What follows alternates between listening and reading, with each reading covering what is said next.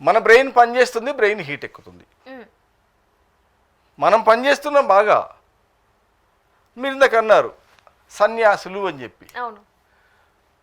బోడిగుండ్లు ఉన్నవాళ్ళు సన్యాసులుగా కావడానికి సిద్ధపడే, ఎందుకంటే జనం రిసీవ్ చేసుకోరు ఇక్కడ. మనకి చిన్నప్పటి నుంచి కానీ లేదా చరిత్ర పురాణాలు చూసుకున్నా కూడా ఇంతింత గడ్డాలు మీసాలు జుట్లు ఉన్న వాళ్ళనే ఋషులుగా ఆరాధిస్తాం మనం. ఎవరైనా ఓం నమ శివాయ అనుకుంటూ పోయినా ఇంత భిక్ష పెడతారు. గుండె అయిన పోతే వీడు దొంగ అంటారు. కాబట్టి గుండున్న వాళ్ళు సన్యాసులుగా కావడానికి సిద్ధపడరు.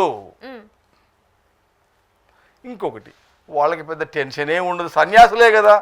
సన్యాసులు సన్నాసులు, వాళ్ళకి సంసారాలు ఉండవు, పిల్లలు, చదువులు, ఉద్యోగాలు, ఈ ఖర్చులు, అప్పులు ఏముండవు. హాయిగా గంజాయో అదో ఇదో దాక్కుండా హ్యాపీగా ఉంటారు.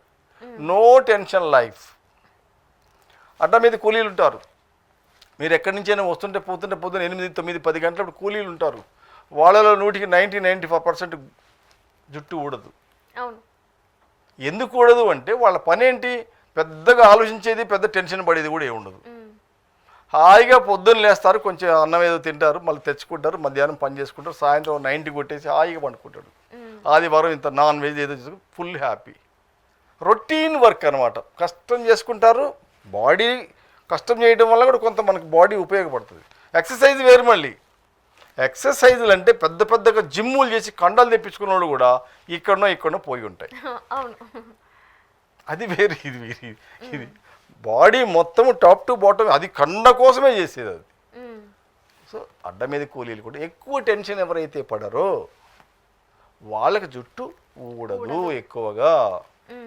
అయితే కొంతమందికి హెరిడిటీ ప్రకారంగా కొంతమందికి ఆటోమేటిక్ వస్తూ ఉంటుంది.